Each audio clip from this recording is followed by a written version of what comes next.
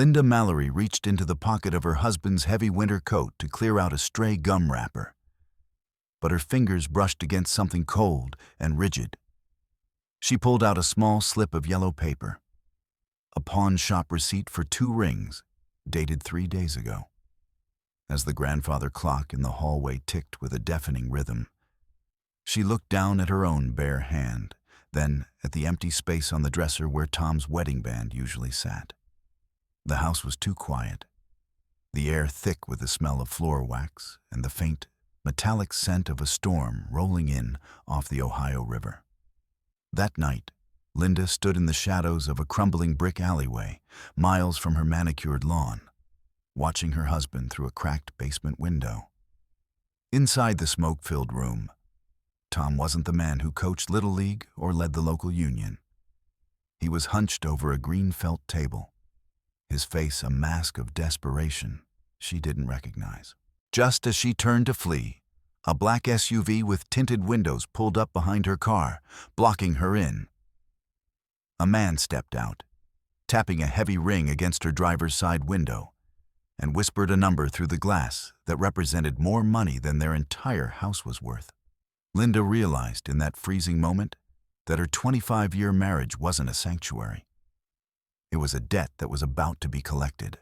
Linda Mallory smoothed a stubborn wrinkle on her charcoal pencil skirt, her palms pressing against the fabric until the wool felt warm. Across the mahogany desk, a 10th grader named Jason sat hunched, his spine curved like a question mark.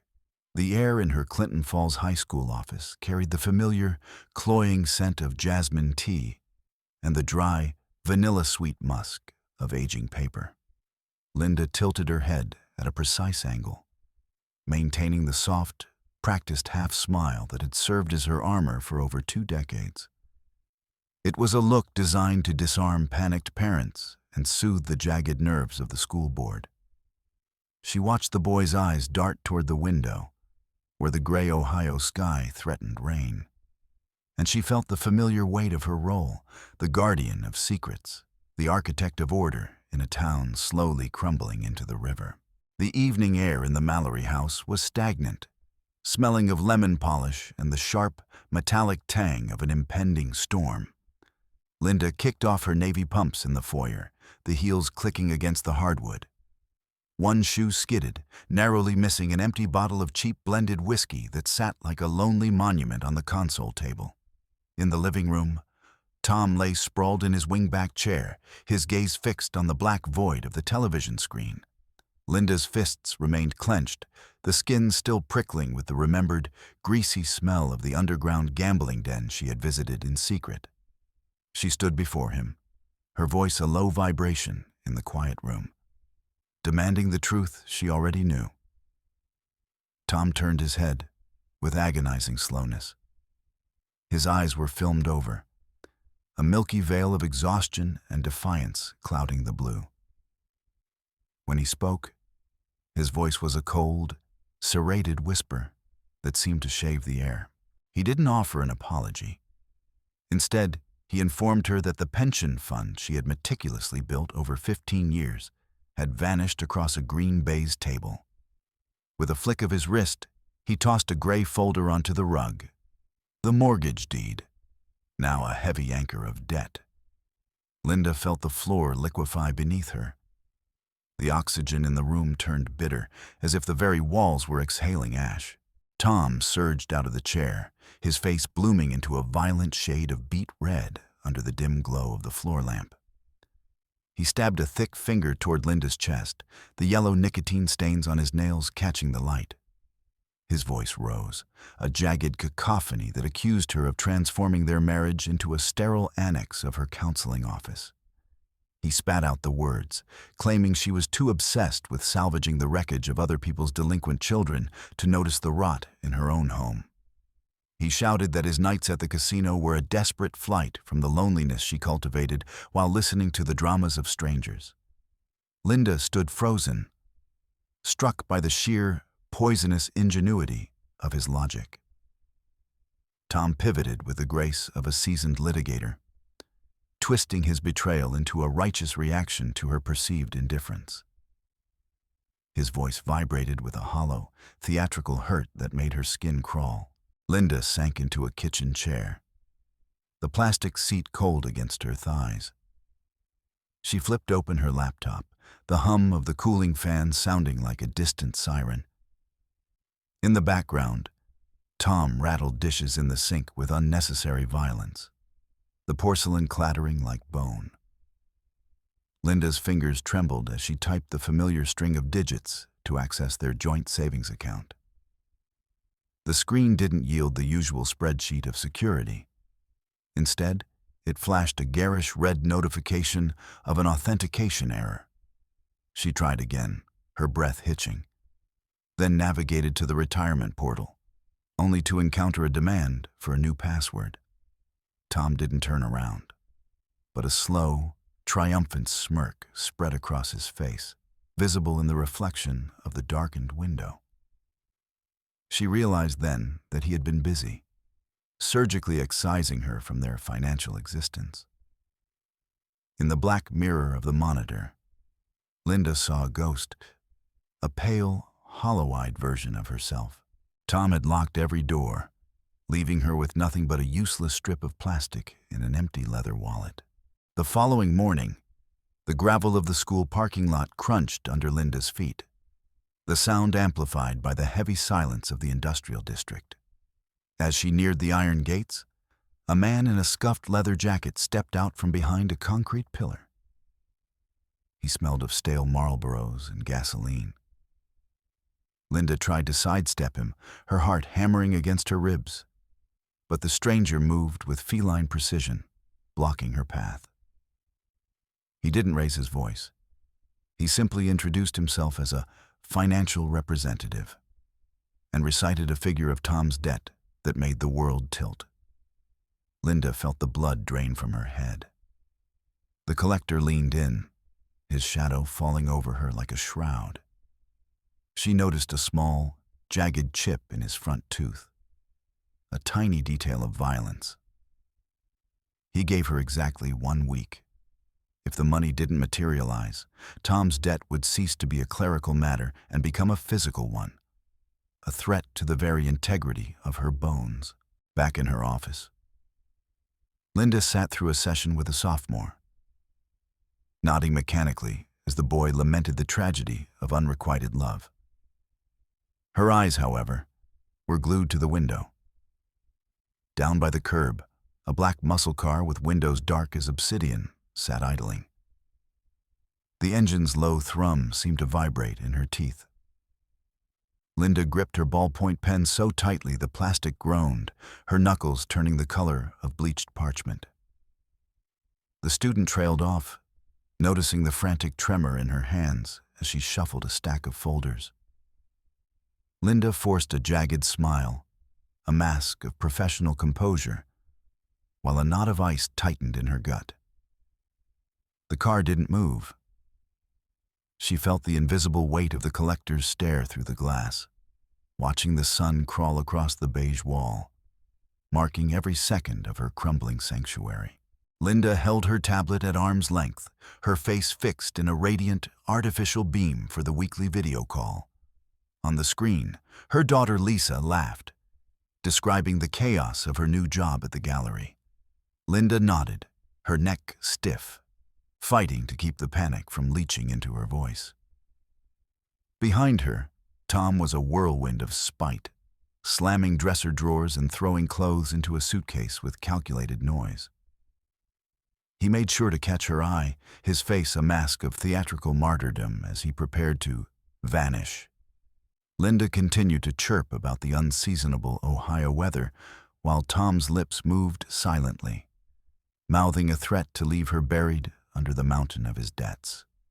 The screen went dark as the call ended, and the silence that followed was broken only by the sharp, final click of the suitcase locks. The house didn't feel like a home anymore.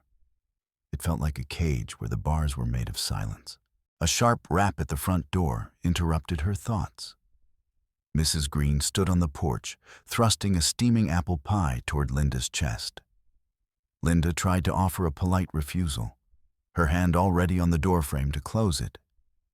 But the neighbor was already peering past her into the foyer.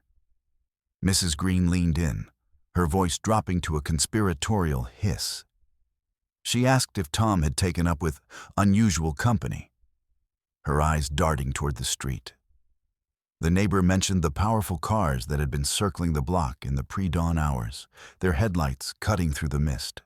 Linda felt a cold slick of sweat slide down her spine, chilling the silk of her blouse, as Mrs. Green detailed the nocturnal visitors. Linda's mind raced through the geography of local gossip.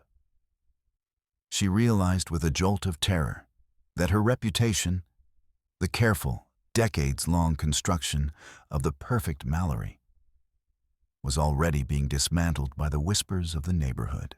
Later, Linda pulled a thick sheaf of glossy catalogs and junk mail from the box at the end of the driveway. Tucked between a pizza coupon and a supermarket circular, she spotted a heavy envelope embossed with the logo of their mortgage lender.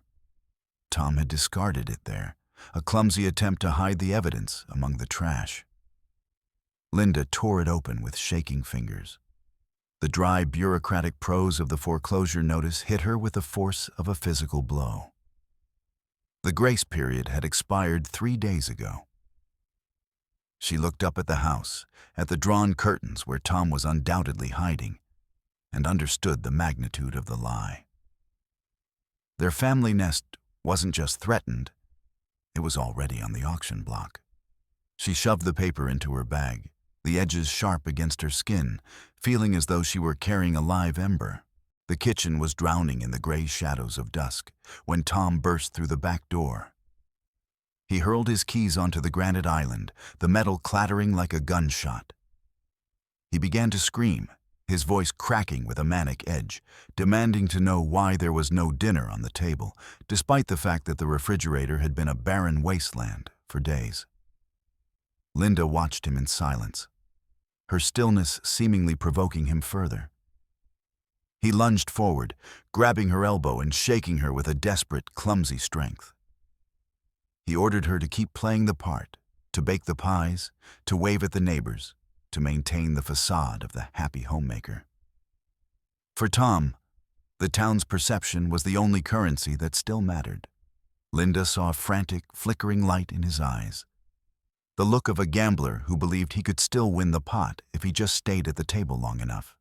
He commanded her to hold the line, while his world dissolved into gray dust. The following afternoon, Linda approached her sedan in the school parking lot and stopped short. Tucked under the windshield wiper was a folded piece of paper. She plucked it out, her heart hammering against her ribs. It was a photograph, grainy but clear, of her own backyard, taken through the screen of her prize-winning rose bushes.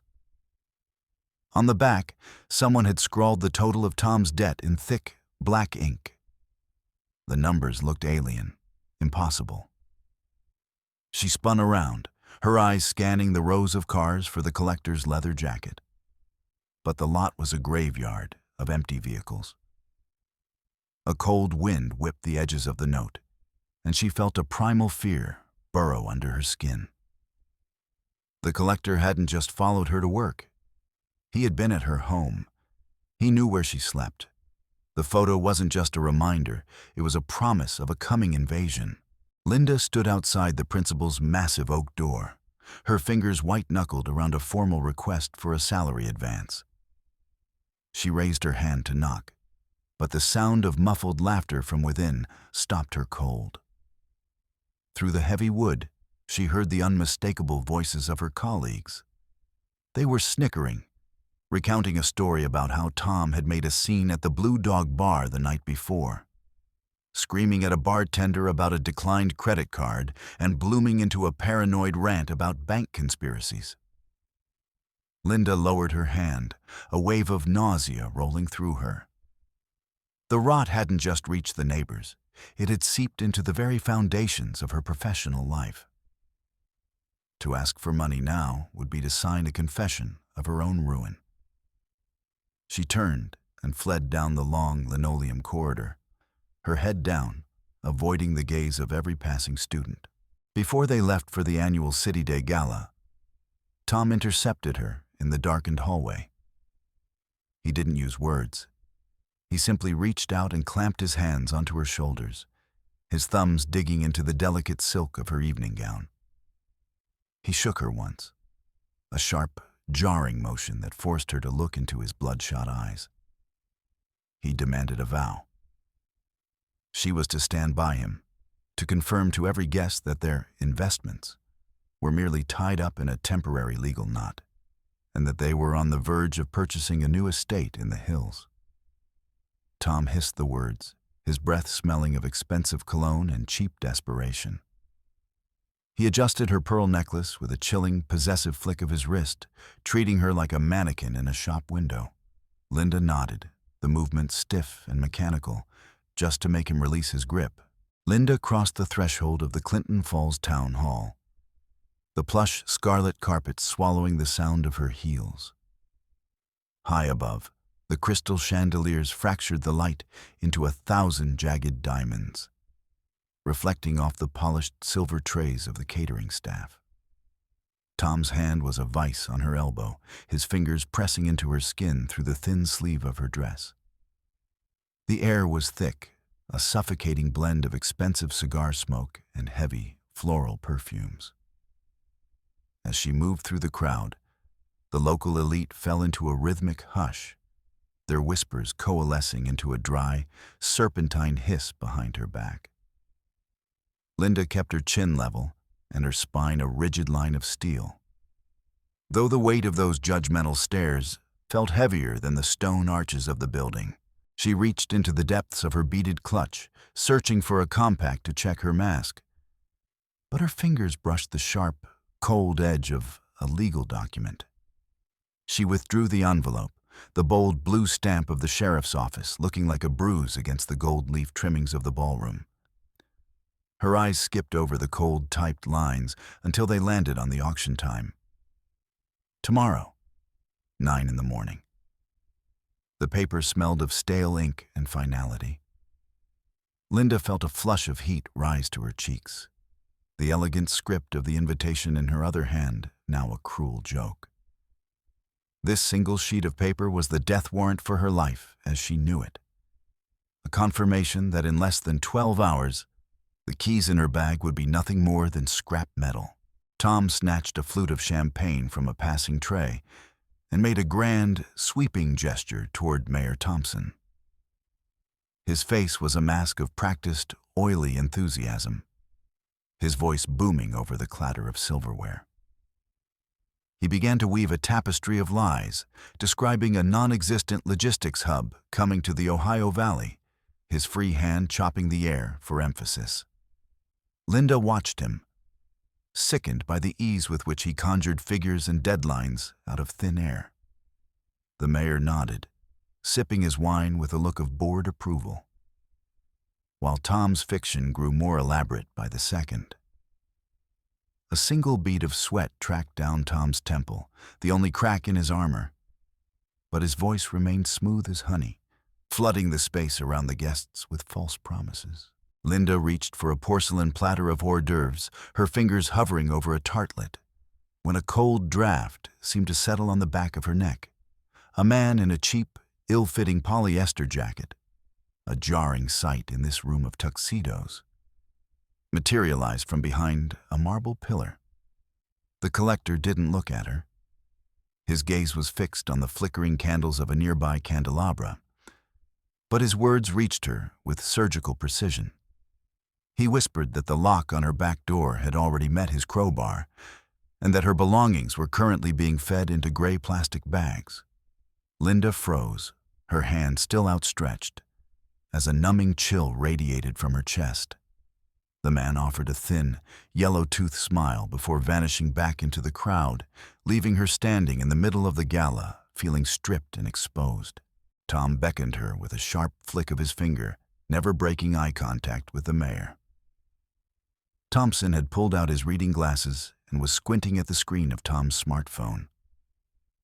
Linda caught a glimpse of the display, a crudely photoshopped bank statement showing a balance that would have been comical if it weren't so dangerous. Tom slid an arm around her waist, pulling her into the lie, and asked her to remind the mayor of the exact date their dividends were scheduled to clear. Linda felt the damp heat of Tom's palm soaking through the fabric of her gown. The mayor waited, his bushy eyebrows arched in expectation. Linda stared at the glowing, fraudulent numbers and realized Tom wasn't just asking for support. He was shoving her off a cliff. Tom clapped his hands together, drawing the attention of the nearby circle of donors, and rested a heavy, possessive hand on Linda's shoulder. His voice took on a vibrato of false nobility as he announced a massive, impending donation to the city's library fund. He nodded toward Linda, prompting her to name the specific amount that was currently being processed from their frozen accounts. She watched the faces of the town's elite, the expectant smiles, the calculating eyes, all waiting for a figure that didn't exist. Tom's fingers squeezed her collarbone, a silent, painful command to speak the lie. Linda felt her throat constrict, the imaginary money Tom was tossing around feeling like a noose tightening around her neck. She shifted her gaze to a group of her fellow teachers standing by the punch bowl. Martha and Stephen were looking at her with a mixture of awe and genuine hope, their tired faces brightening at the prospect of the Mallory's supposed generosity. Linda knew these people. She knew they struggled to pay for school supplies out of their own pockets. To confirm Tom's lie now would be a betrayal of the only honest thing she had left. The word accomplice throbbed in her mind like a headache. If she opened her mouth to validate his fantasy, she would be stepping across a line from which there was no return. She saw Stephen reach for a notebook to record the details, and the realization hit her. The boundary between social grace and criminal fraud had evaporated. Linda took a sharp, jagged breath, the air in the hall suddenly tasting of ozone and ice. The fear that had paralyzed her muscles for weeks snapped like a dry twig. She took a deliberate step forward, physically detaching herself from the weight of Tom's arm. The internal cold she had been harboring vanished, replaced by a searing, white-hot clarity. She no longer saw the mayor or the wealthy donors as formidable figures. They were merely the audience for a play she was no longer willing to perform. Her knees stopped shaking. She squared her shoulders and looked directly into the mayor's watery eyes, feeling the mask of the perfect wife crack and fall away in invisible shards. She moved within the space of Tom's next sentence, cutting through his talk of community prosperity like a blade. Her voice rang out, clear and resonant, slicing through the ambient hum of the ballroom. She spoke with a terrifying, rhythmic precision. There were no investments. The accounts were hollowed out, and the house they lived in was already the property of the bank. She watched the wine in the mayor's glass ripple as he flinched. A collective gasp swept the room, a sound like dry leaves skittering across pavement. Tom froze, his mouth hanging open, his face draining of color until he looked like a corpse in a tuxedo. Linda felt a strange, buoyant relief as she spoke the truth that had been rotting inside her for years. Tom made a clumsy, desperate lunge for her, his hands reaching out to grab her waist and haul her toward the side exit. Linda saw the raw, animal panic in his eyes, a mixture of fury and a silent plea for her to stop. As his fingers brushed her ribs, she threw her hands up, shoving him back with a force that sent him stumbling. The sharp crack of his heels against the parquet floor sounded like a gunshot in the sudden silence. The guests stood like statues. A waiter paused mid-stride with a tray of empty glasses. Linda stood her ground, looking down at Tom as he fumbled to straighten his tie, his public humiliation serving as the final period on their long history of pretense. She reached up to her neck, her fingers finding the cold, intricate clasp of her necklace. The jewelry, which Tom had bought on a credit card he couldn't pay off just to maintain appearances, felt like a branding iron against her skin. She unhooked the latch, and pulled the pearls away, feeling her skin finally breathe. A waiter passed by with an empty silver tray, and Linda dropped the necklace onto it with a sharp, metallic clatter. The stones winked under the chandeliers, looking small and fraudulent. She didn't look back at the sound. She left the symbol of their debt and deceit among the dregs of the party, a deliberate act of severing her last material tie to Tom's world. Linda turned on her heel and began the long walk toward the towering oak doors of the town hall. Behind her, the room erupted into a cacophony of voices as the town's elite fell upon the fresh scandal like scavengers. She moved through the crowd without a single glance at Tom, who remained standing in the center of the hall, a vacuum of social death forming around him. The sharp night air hit her face as she stepped onto the portico. She heard the massive doors groan shut behind her, the heavy thud of the wood cutting off the light and the noise. The myth of the Mallory family had been reduced to ash, and for the first time in her adult life, Linda felt she could draw a breath that didn't belong to someone else. Linda stepped onto the cracked asphalt of the driveway, the sharp edges of the stones biting into her soles. She leaned against a brick pillar and tore the narrow pumps from her feet, her toes cramping with the sudden, violent relief of freedom. The cold November air rushed into her lungs, scouring away the lingering scent of jasmine and the stale, heavy odor of the ballroom. Her bare heels stung as she hit the dew-slicked grass, cutting across the lawn toward the parking area. Above her, the leafless branches of the maples clawed at the gray sky, and a sudden gust of wind whipped the silk of her gown around her legs. A discarded, useless skin she was eager to shed. Tom caught her just as she reached the driver's side door. His hand was a heavy, bruising weight on her shoulder, shoving her back against the cold metal of the car. In the flickering yellow light of the street lamp, his face was a distorted mask of gray shadows and sunken pits. He hissed at her, his spit hitting her cheek, demanding that she go back inside and fix the damage. He shook her, his fingers digging into her collarbone, ordering her to tell the crowd it was a joke, a breakdown, anything to preserve the lie. His breath, thick with the smell of expensive scotch and cheap desperation, fanned over her face in a wave of impotent rage. Linda arched her back, her muscles coiling as she shoved her elbows into Tom's chest, breaking his hold with a sharp grunt. She reached into her clutch, her fingers closing around the heavy brass ring of her keys. With a violent, overhead snap, she hurled the entire bunch. The house keys, the office keys, the silver house-shaped charm, directly at his face. The metal jingled as it struck his cheekbone before splashing into the mud at his feet. She watched a dark welt rise on his skin as he stood there, his mouth working silently like a fish out of water. He looked down at the keys, the symbol of the property he had lost, and Linda felt nothing but a dry, hollow sense of completion. She scrambled into the driver's seat, the engine turning over with a low, guttural growl. Linda gripped the steering wheel, the cold leather biting into her palms, and threw the car into reverse. Gravel sprayed from beneath the tires as she backed away. In the rearview mirror, she saw Tom's silhouette standing alone under the harsh glare of the security lights, a small, pathetic figure against the backdrop of the grand building. She floored the accelerator, the gala lights blurring into a single, smears of white and gold. Tom's reflection bounced and flickered in the mirror before being swallowed by the absolute black of the Ohio night as she reached the main road. Linda pulled into the lot of a roadside motel, the vacancy sign humming with a frantic, pink neon pulse. The lobby smelled of industrial bleach and a cloying, artificial pine scent.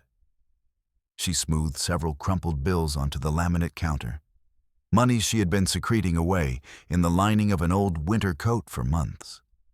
The clerk, a man with greasy hair and a bored expression, eyed her evening gown with suspicion. But Linda didn't flinch. She took the heavy plastic key tag and walked down a corridor of stained linoleum. Inside the room, she was met by a narrow bed and the rhythmic hum of a prehistoric refrigerator, a sound that promised a silence she had paid for with her own integrity. The next morning, Linda walked into the school as the sun was just beginning to touch the tops of the pines. The building was a tomb of silence, broken only by the rhythmic, mechanical tick of the wall clock in the main office. She placed 2 envelopes on the principal's desk. The first was a notification of her filing for divorce. The second was a copy of her bankruptcy petition, the blue court seal looking like a mark of liberation. She ran her hand over the cool, polished wood of the desk, watching motels of dust dance in the morning light. She knew these papers would trigger a fresh landslide of gossip. But as she stood there, she felt a physical lightness in her chest, as if the very air had become easier to carry. In the hallway, she nearly collided with the same hunched-over teenager whose problems had seemed like the center of her world only days before. The boy stopped, his eyes widening as he took in her pale face and the uncharacteristic mess of her hair. Linda didn't reach for her professional mask. She looked him in the eye and spoke with a voice that felt like it was scraping against raw earth. She told him that her life had also become a pile of rubble. She saw the boy's pupils dilate at the sheer, terrifying honesty of the statement. She placed a hand on his shoulder, the coarse fabric of his hoodie rough under her palm, and told him that you can only build something new on the ruins if you stop pretending the walls are still standing. An hour later, Linda stood in the center of her living room, the space feeling cavernous and wrong. 2 men in windbreakers with sheriff's department on the back moved through the house with clinical efficiency, their boots leaving muddy tracks across the cream-colored rug. She packed a single cardboard box with a few volumes of Shakespeare and a tattered photo album, ignoring the sharp, rhythmic rip of the packing tape as they began to seal the cabinets. Outside, the snap of plastic sounded, the bright red foreclosure tape being stretched across the front door. She clutched the box to her chest, the smell of old paper and dust filling her nose. She walked out onto the porch and didn't look back at the windows, which now reflected the world with a cold, indifferent glare. She turned the key in the stiff lock of her new apartment, the door yielding with a long, mournful groan. The air inside was heavy with the scent of damp plaster and old paint. She walked to the window, the glass filmed with a layer of soot from the nearby industrial district. Outside, the horizon was a jagged line of rusted factory pipes, belching plumes of white steam into a leaden sky. She traced a line through the dust on the windowsill, her finger leaving a clean trail on the gray surface. This tiny, 30-square-meter box felt vast to her, simply because not a single item within it had been bought with Tom's lies. She dropped her bag onto the bare floor, the sound of leather hitting wood marking the first beat of her new life. Her smartphone vibrated on the windowsill, a relentless, buzzing insect. The screen flashed with Tom's name, followed by a deluge of text messages, venomous curses that dissolved into weeping promises to quit the tables and win the house back. She watched as one message, accusing her of the ultimate betrayal, was instantly replaced by a frantic plea for a second chance. Her thumb hovered over the screen. With one short, decisive flick, she blocked the number. The screen went black, plunging the room into a blessed, ringing silence. She laid the phone face down, feeling the invisible cord that had tethered her to his insanity finally snap, leaving nothing but a dull, phantom ache in her wrists. Linda slid down the wall until she was sitting on the bare floorboards, her back against the cold plaster.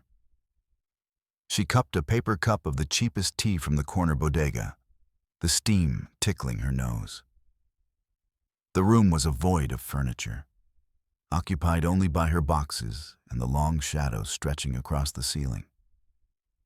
She took a sip of the bitter liquid, feeling the heat spread through her chest. The decades-long armor of fake smiles, perfect pencil skirts, and the crushing need to hold it together fell away from her like a heavy, rotting shroud. She closed her eyes and listened to the sound of her own breathing, which had finally become slow, deep, and entirely her own. She stood and walked back to the window as the sky over Clinton Falls began to bleed into a pale, pearlescent gray. The first light of dawn caught the skeletal frames of the shipyard cranes and the peeling paint of the neighboring rooftops. She looked out at the town where she no longer held a title, a status, or the keys to a grand home. She leaned her forehead against the cold glass, watching the streets begin to stir with the first signs of life. Inside her, there was no void, only the quiet, steady pulse of a woman who had finally decided to stop being a ghost in her own life. The end. Do not proceed past this point.